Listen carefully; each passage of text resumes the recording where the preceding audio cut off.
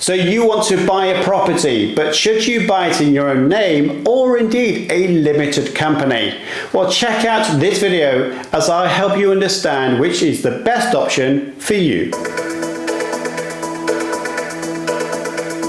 Hi there, my name is Simon Misiewicz. And I'm Louise Misiewicz. And this is the YouTube channel for UK property investors and developers wanting to save tax. Now, if you're an American or British person looking to move to America, then you want to be as tax efficient over there as possible. You had better go over to the Purser Tax YouTube channel. That will be appearing just above Louise's head right now, or you can get the link below the video description. So why not join me and amongst the other property expert panel members on the first Monday of every month. We've got people who are mortgage brokers, legal representatives. We've also got people from LMPG, NRLA helping you to make more money from your property investments, and I'm here to help you reduce your tax liability. Now, in particular, we are going to be talking about this subject, and you can see the article appearing above my head. So if this video description is good, fine, carry on reading. But if you want more information, then maybe you should just read that article as well. So let's jump straight in and determine what are the advantages of running your property business inside a limited company rather than in your personal name. And there really are four categories I want to bring to your attention. The first of those categories is income tax, and that's because unfortunately properties owned in your personal name are likely to cause income tax at really high rates depending upon the level of success you're having in your property business. That income tax rate could be as high as 45%.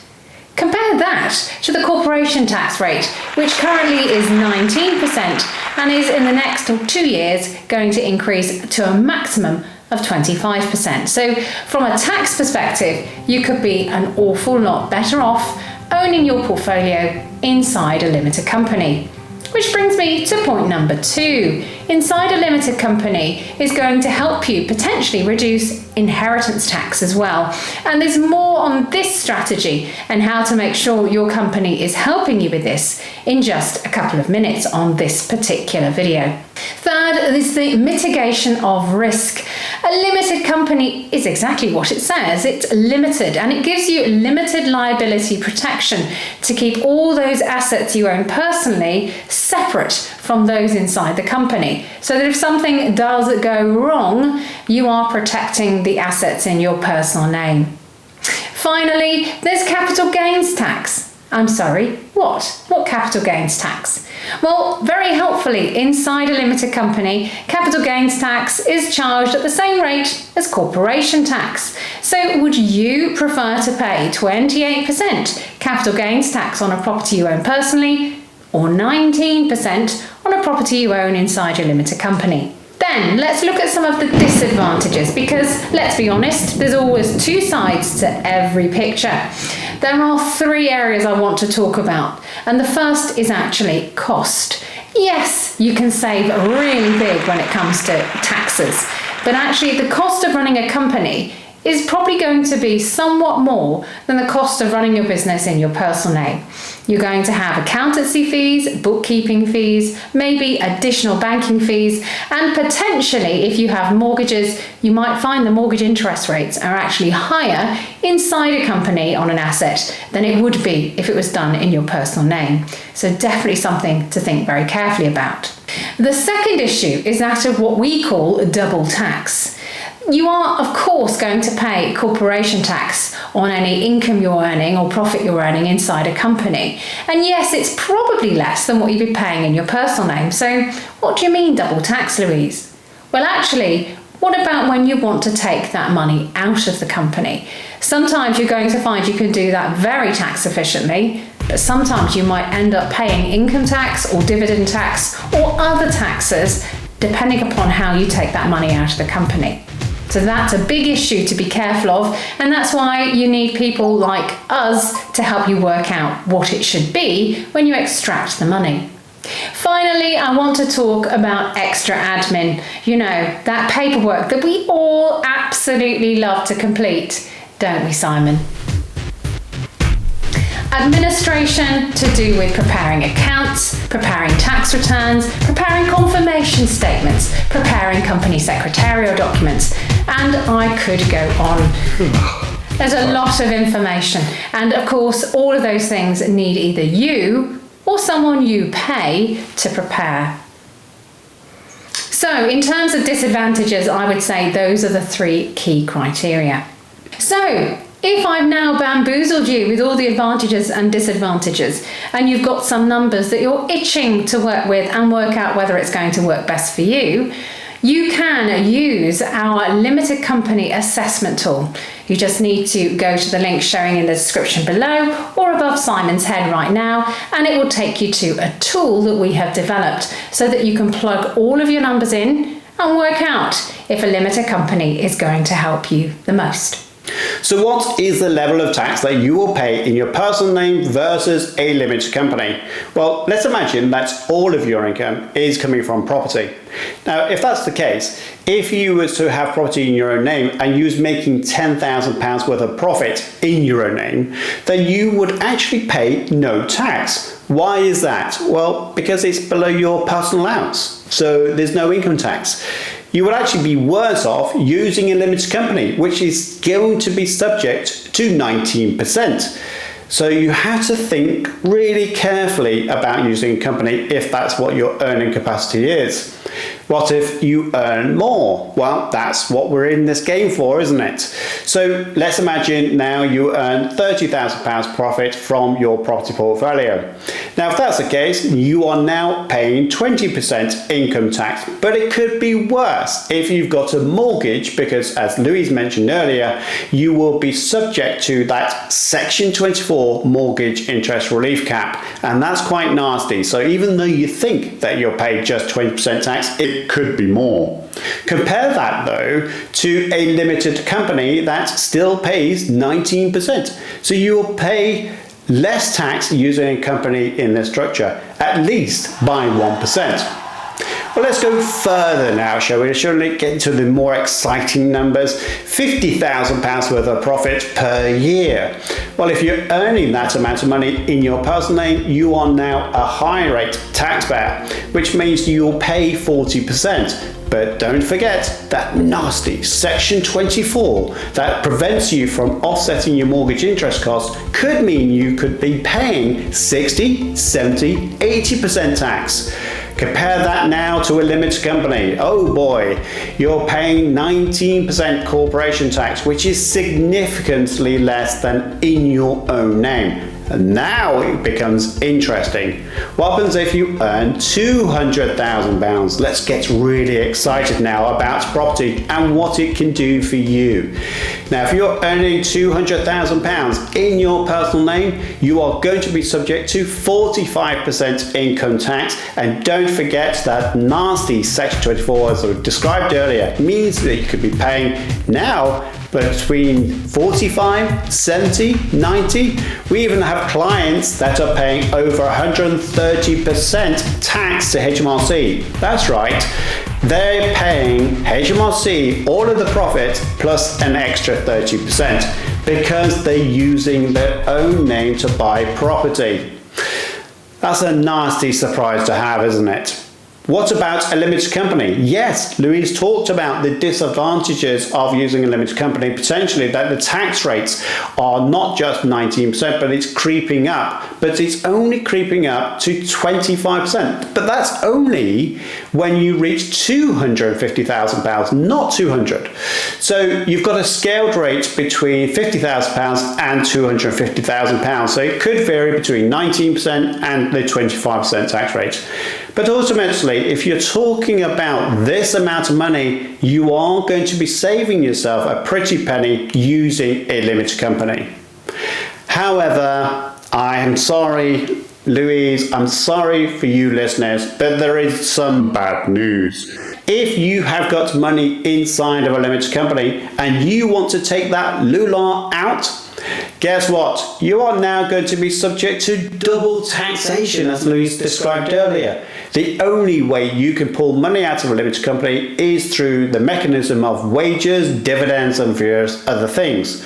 But What you have to take into account is that the companies pay 19%, and as a basic rate taxpayer, you will be paying 7.5% income tax on any dividends that you take out. One thing I do need to bring to your attention here, though, is that you can get £2,000 worth of dividends out of your limited company tax-free. So I'm talking about the excess dividends over that £2,000 would be subject to 7.5%. As a high rate taxpayer in excess of that £2,000, you are now paying 32.5% tax, which if you add the corporation tax rate together, that's 51%, 51.5%. Wow, that's a lot of money to pay out. Not a good idea. It gets worse for additional rate taxpayers because you will pay 38.1% income tax on those dividends in excess of the $2,000 that you took out tax-free. So boy, oh boy, you have to be careful about using a limited company, and even more careful about extracting that money out of that limited company. Now, this is a complex area, and that's why I think you should be using the experts within Optimise Accountants to understand your specific situation. It's easy to go to that other social media platform, Facebook and LinkedIn, to get some advice, but actually, do you know, sometimes you can listen to people and get the wrong tax advice because they base it on their circumstances, not yours. So do be careful. So book a tax consultation with us using the YouTube 25 discounts code to get your 25% discount. But I don't want to stop there, Simon, because I don't want to end on a negative. I want to end on a positive.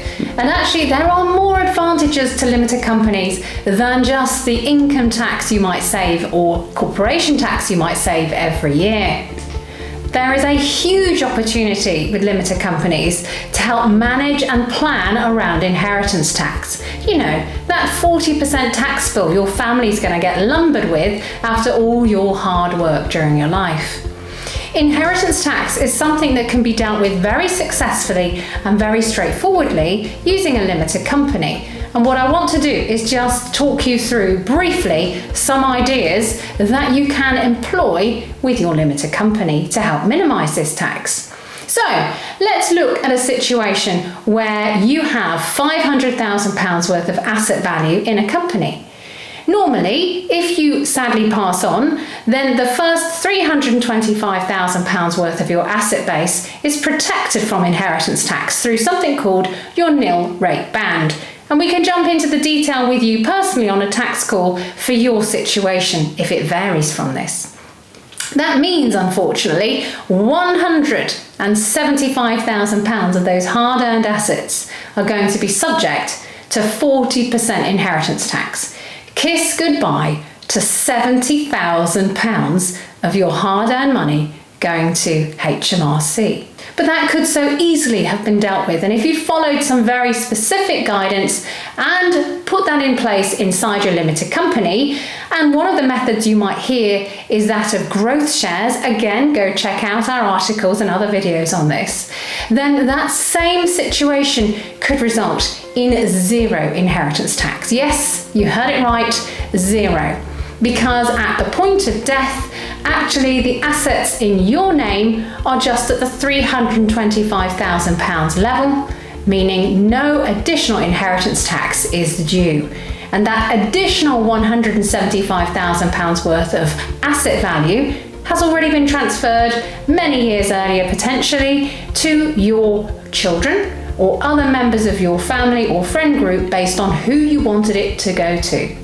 So you are planning really effectively for inheritance tax by using your limited company now. Just a quick question, because that's really insightful information. I think most people will not be aware of, to be fair, about using growth shares. I mean, in fact, most of our clients aren't even aware of ABC shares. That's a video for another day. But if we talk about, I had a client consultation, and they said that over a year-on-year basis, they expect that their property portfolio would increase by £100,000 per year. Now, what's £100,000 for inheritance tax? What's the consequences of that? Well, every £100,000 that's subject to inheritance tax, you're going to lose £40,000 of it. Now, if that's £40,000, this person I was speaking to was earning about £70,000 gross employment income. And I worked out that the amount of net income that he got from his job, taking national insurance and personal tax out of it, he was making less money than the inheritance tax that he's rolling forward. So what would you like to do? Would you like to earn money in order just to simply pay your inheritance tax? And I think it sounds crazy, but I think using gross shares can be a very, very effective way to minimise that tax liability. Would you agree? I would, and particularly for property investment businesses that have no natural protection from inheritance tax. So if you do want to know more on this topic, then definitely check out our other videos on inheritance tax. The video is appearing just above her head, or indeed will be in the video description. Alright, so we talked about income tax, we talked about inheritance tax, but now you need to make that decision. How should you be buying that property? Inside of a limited company or in your personal name? Now, I appreciate you might not want to go onto Facebook or LinkedIn to get an answer, so you might want to look at some numbers. Feel free to go to our website, again that link appearing just above Louise's head right now or in the video description, to download and pay for your tax calculator to work out should you be buying it to your name or in a company. And let's not forget that this video is here to help you save tax. Again, please smash the like button, hit the subscribe and ring that notification bell if this has been helpful and you want to see more. Make sure you type in any questions in the comments box below. And don't forget, you can always call us. So if you want to have a tax consultation with us, use the code YouTube25 to make sure that you can sleep well at night, making sure that you're paying less tax, I should say, tomorrow. Until the next time, my name is Simon Misiewicz. And my name is Louise Misiewicz. See you again soon.